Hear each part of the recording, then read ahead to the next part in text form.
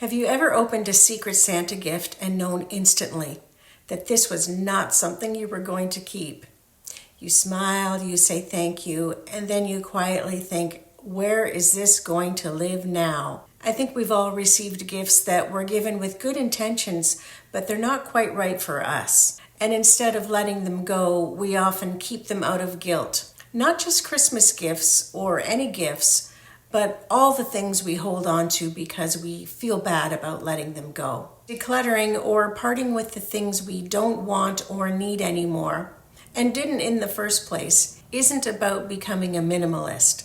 It's about making your home feel lighter and calmer, and it's a certainty when your home feels that way, you will too. And the best part is, it's probably easier than you think. I mean, we can keep whatever we want. But the question is, by keeping it, is it making your life easier or better in any way? And when we let things go, we gain space and ease and breathing room. And this wonderful feeling of, I can actually relax in here. And that feeling is addictive in the best possible way. When you see those people with very tidy homes, do you wonder, how did they do that? People with calmer homes tend to value space as much, if not more than stuff. They understand that the discomfort of letting things go is temporary. They don't keep their grown kids' rooms as shrines, and they make room for what matters now, not what mattered decades ago. They're not ruthless, but they are intentional. So where to even start? Let's talk about what you don't have to keep. You don't have to keep something just because it belonged to a dearly departed relative, or you've had it forever, or because you paid good money for it.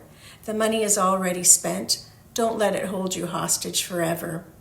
You don't have to keep it if it needs repair and you'll fix it someday, because really, will you? And you don't have to keep it just because someone gave it to you. Remember and appreciate the thought and love behind it. But if it's something you don't want or need, you can pass it on. And you don't have to keep it just because it's sentimental.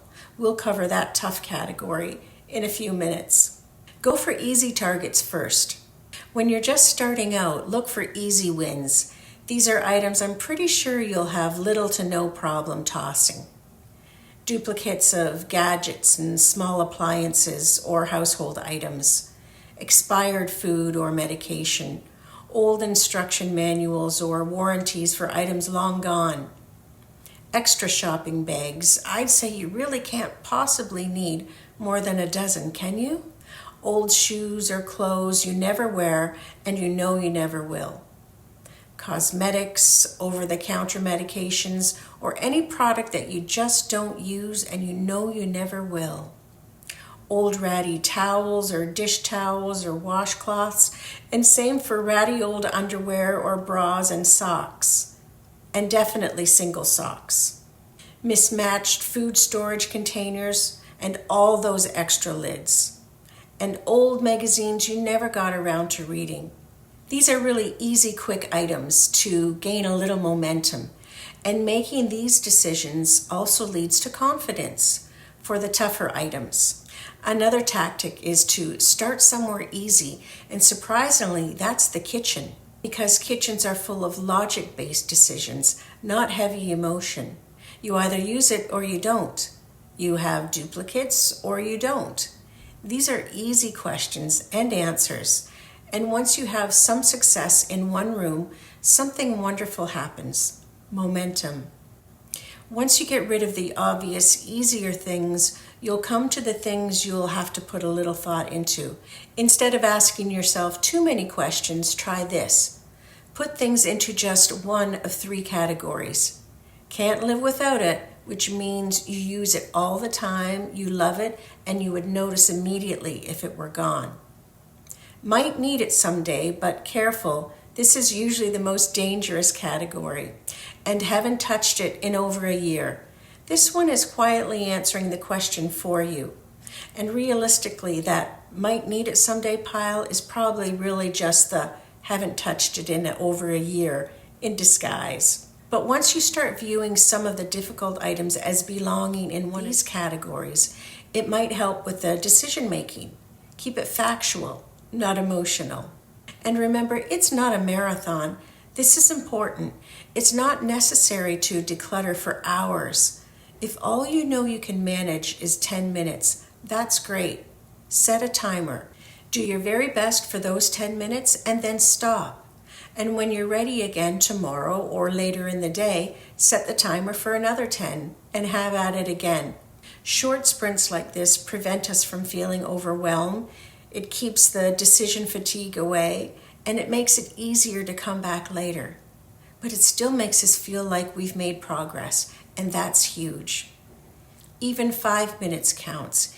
Even if you're not consistent, it still benefits you. And when you're stuck, ask one good question.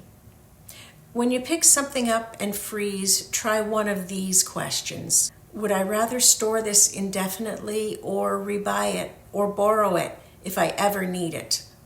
Would I pay money to move this and pack it and unpack it and put it away in a new home? If my house burned down and insurance paid out, would I replace it? One YouTuber I watch uses this question and it makes me laugh every time. If I spilled red wine on it, would I care? You don't need to answer all of those questions. One honest question and answer probably makes the decision for you. Or you could use this strategy. Pretend a complete stranger is going to go through your things when you're gone. It sounds silly or morbid, depending on how you look at it, because suddenly you think, why do I have this? What would this even mean to someone else if they saw it? And would I want them dealing with this? And along these lines is the very real question, do I want my kids to have to deal with this when I'm gone? For me, that's the question that plays over and over in my mind. And speaking about kids, what about the things we're saving for them or items from their childhood? Most of us assume our kids want these things, but really, they may not. And I believe having the conversation with them about what they actually do want may surprise us. And after the initial hurt of, I can't believe they don't want it, it may help us come to terms with the reality of, well, then what on earth am I saving it for? You don't have to keep everything to be a good parent. When it comes to sentimental items, one thing that really helps is choosing a container first, maybe one box, one bin, or one memory chest, and letting the size of that container that you choose guide your decisions. And instead of asking, should I keep this, you're asking, is this special enough to earn a place in the box? With kids' artwork, for example, you might keep the 10 pieces that really capture their personality or a moment in time, and then either take photos of the rest or simply let them go. You don't have to keep everything to prove that it mattered. Creating kind boundaries actually makes what you keep feel more meaningful. The most important thing to remember, decluttering isn't about perfection. It's really about simplifying your home and your life and making space for peace, ease, and the life you want to live now. Every drawer you clear, every bag you donate, every small decision you make, it all counts. So if all you do today is one 10-minute sprint, you're already moving forward, and that's a beautiful way to start a new year. What's one small area you're willing to start with? Before I wrap this up, I wanted to share something a little special.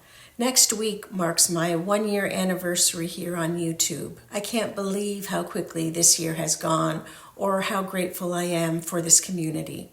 To mark the occasion, I thought it might be fun to do a little Q&A. So if you have any questions for me about home, decluttering, living solo, this season of life, leave a question in the comments below. I'd love to gather them up and answer them, if I can, in a future video. Thank you for spending this time with me. Until next time, take care. Where's your friend? Is she sleeping? Is she sleeping? Oh, I hear her. I hear your friend. There she is. Did you just wake up? Oh.